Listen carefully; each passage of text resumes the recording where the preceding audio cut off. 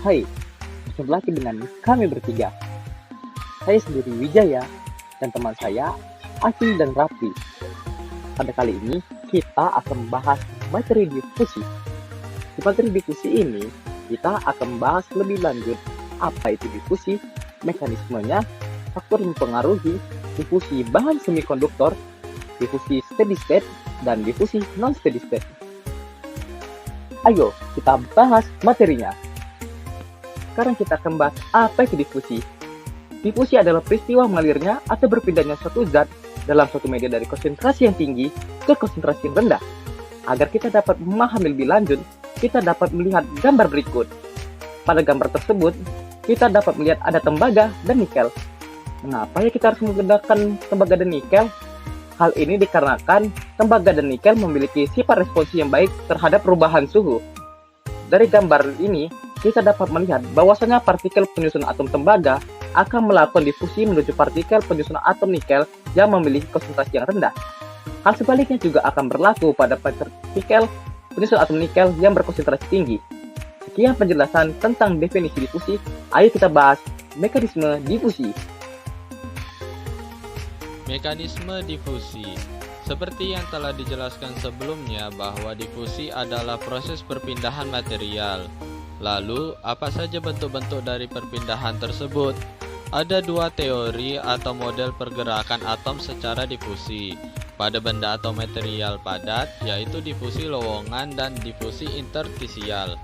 Difusi lowongan adalah proses bergeraknya suatu zat atau atom menuju ke bagian molekul yang kosong atau tidak terisi. Nah, teman-temanku sekalian dapat melihatnya pada gambar berikut.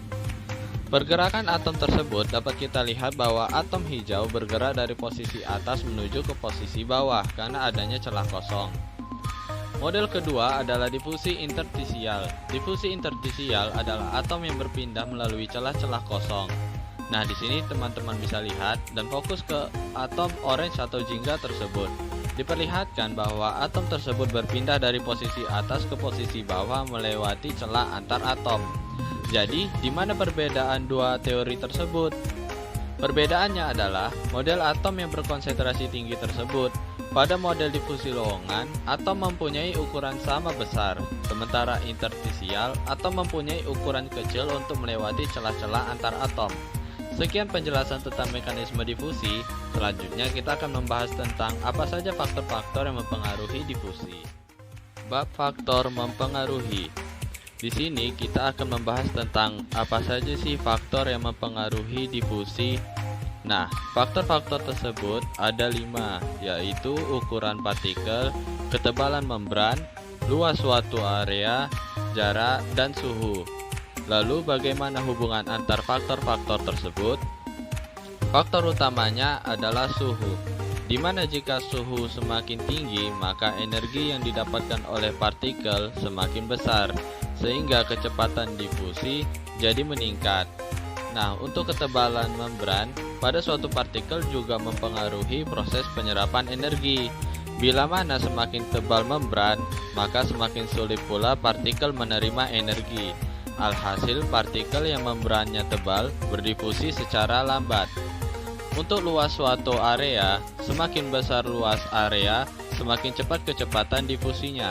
Sebaliknya, dan semakin besar jarak antar dua konsentrasi, semakin lambat kecepatan difusinya. Hal ini berlaku untuk model pergerakan difusi lowongan. Terakhir, ukuran partikel. Semakin kecil ukuran partikel, maka semakin cepat partikel tersebut bergerak. Hal ini berlaku untuk difusi interstisial. Berikutnya, kita akan membahas mengenai difusi pada bahan semikonduktor. Semikonduktor merupakan elemen dasar dari komponen elektronika seperti dioda, transistor, dan sebuah IC atau integrated circuit. Mengapa disebut semikonduktor?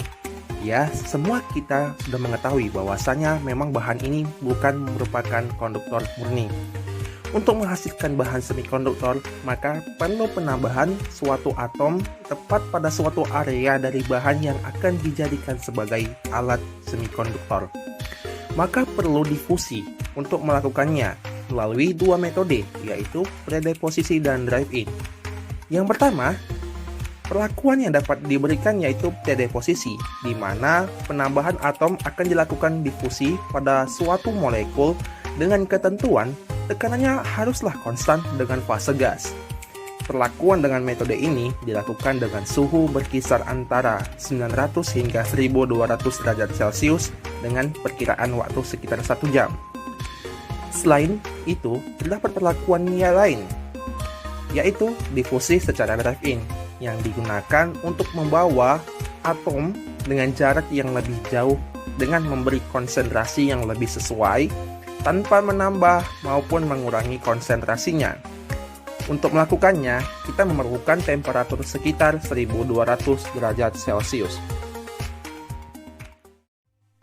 Topik bahasan ini cukup menarik. Mengapa? Kita semua mengetahui pengertian difusi secara umum yaitu peristiwa banyaknya unsur yang berpindah terhadap fungsi waktu.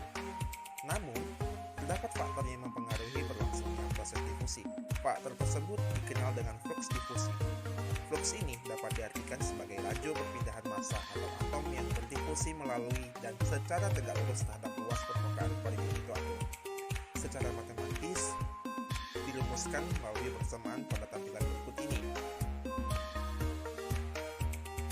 Nah, jika flux tidak bergantung pada waktu, maka akan muncul suatu kondisi yang dikenal dengan nama steady state. Sehingga kita dapat mengetahui bahwasannya difusi steady state adalah difusi atom atau gas melalui sebuah lempeng permukaan objek di mana konsentrasi tekanan di kedua jenis permukaan lempeng adalah konstan atau sama. Penerapan dari kondisi steady state ini dapat ditemui pada saat pemurnian gas hidrogen. Hal ini secara matematis dituliskan melalui hukum pertama Fick pada tampilan berikut ini. Tanda minus menyatakan bahwa arah difusi dari konsentrasi yang tinggi menuju konsentrasi yang rendah, sementara D merupakan koefisien difusi, C merupakan konsentrasi dari bahan, sementara X merupakan jalur lintasan difusi. Sekarang kita membahas difusi non-steady state. Setelah kita membahas tentang difusi steady state, sekarang kita akan bahas tentang difusi non-steady state. Apa sih difusi non-steady state? Berbicara mengenai difusi non-steady state, maka difusi jenis ini merupakan proses yang sering terjadi pada setiap material, di mana saat difusi non-steady state berlangsung, flux difusi dan gradien konsentrasi berubah disebabkan perubahan waktu. Adanya pengaruh waktu pada difusi non-steady state membuat hukum Fick satu tidak berlaku lagi. Oleh sebab itu, kita akan menggunakan hukum Fick kedua. Untuk menjelaskan peristiwa difusi non-steady state, secara matematis kita dapat menuliskan sebagai berikut. Perlu diketahui bahwasannya permukaan difusi adalah linear ataupun lurus. Sekarang kamu sudah paham kan bagaimana itu difusi? Terima kasih telah menonton video kami. Jangan lupa like, komen, dan subscribe.